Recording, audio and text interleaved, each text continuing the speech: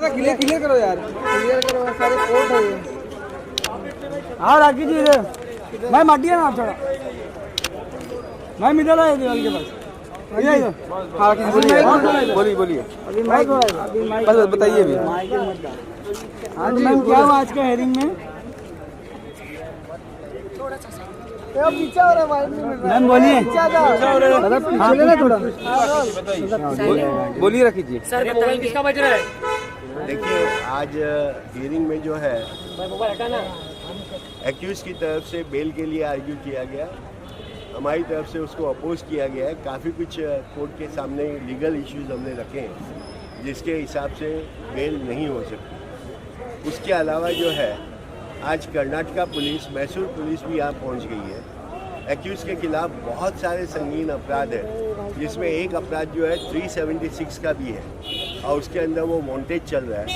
तो मैसूर पुलिस जो है यहाँ पे अपनी पूरी टीम के साथ आ गई है और कल जैसे ऑर्डर के लिए रखा है बेल के लिए, इमीडिएटली मैसूर पुलिस जो अपनी एप्लीकेशन रखेगी कि मुझे इसकी कस्टडी दी है। उसके अलावा भी जो है और भी मैसूर में जो है उनके खिलाफ बहुत सारी FIR है। 38 में उनके खिलाफ नॉन बेलेबल वारंट है और वो वांटेड चले आ रहे हैं। तो इतना सिंपल आसान केस नहीं है। ये हो सकता है कि शुरू में प्रोसिक्यूशन ने जो है उसको मनी मैटर कह के कोर्ट के आगे पेश किया, परंतु ये सिर्फ पैसे का मैटर नहीं है, उसका केस है। तो मुझे नहीं लगता कि ऐसा कोई बेल के आसार हैं और कल हमारी डेफिनेटली जीत होगी। तो आज बेल नहीं होगा सर आपका कहना? नहीं, आज तो जब मैटर ही कल पे रखा है ऑर्डर्स के लिए तो आज होने का सवाल है। आप क्या करना चाहेंगे? As a arguing counsel definitely मुझे पूरी आशा है कि बेल नहीं होगी। राखी जी आप बोलिए। ने जो बोला है बहुत ही आर्गुमेंट किया है, बहुत ही कम से कम आधे घंटे से भी ज़्यादा उन्होंने जज से मैंने आर्गुमेंट किए हैं, 1 आवर सभी एडवोकेट ने। तो अब कल होगा। सर ने बोल दिया है, सर ने बोल दिया है, बस वही है। सर के सामने आप क्या बोल सकते हैं? जो सर ने बोला वही। चलो आज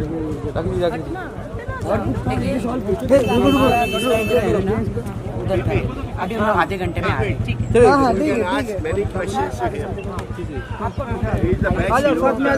साथ में चलो रोल करो, आइए। सर आपने अपने तरफ से बहुत सारे पॉइंटर्स रखे हैं जो कि आपके केस को स्ट्रॉन्ग बनाता है, कुछ बताना चाहेंगे आप?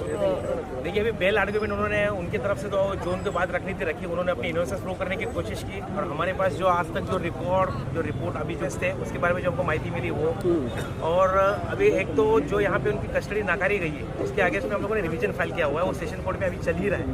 तो अभी फिलहाल तो मैटर कोर्ट में पीछे रखा हुआ है क्योंकि रिवीजन की कॉपी मांगी हुई है। तो वो रिवीजन और मैसूर से जो पुलिस आई है वो भी अपना काम कर रही है यहाँ पे। तो रिवीजन का जो पेपर्स है उसके बारे में कोर्ट ने सुनवाने के लिए पेपर्स मांगे हुए हैं, वो पेपर जैसे कोर्ट में चले जाएंगे उसके बाद एक डिटेल ऑर्डर होगी बेल एप्लीकेशन पे। और जैसे हमने स्टेट की तरफ से जो भी इन्वेस्टिगेशन की नीड्स थी उसके लिए जो ऑपोजिशन करना जरूरी था वो ऑपोजिशन हमने किया ही है।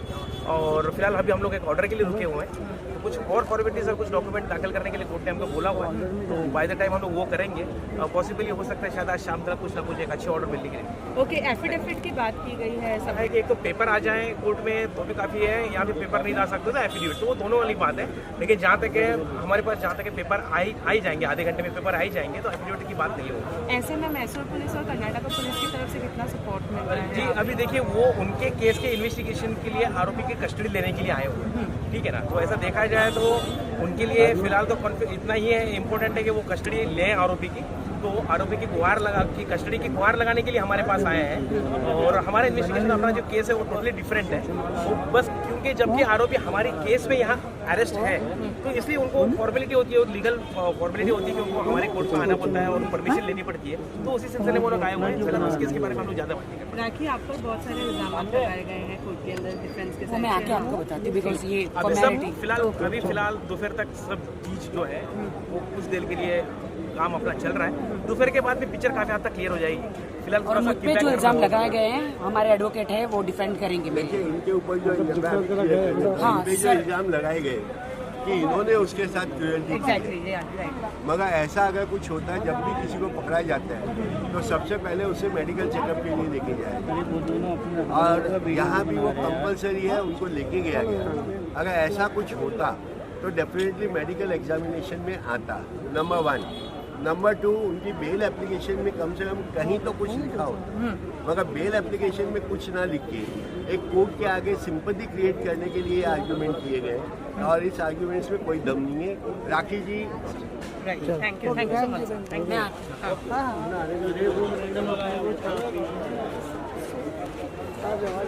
आधे घंटे में भी रुकना पड़ेगा, वापस ऑर्डर आएगा।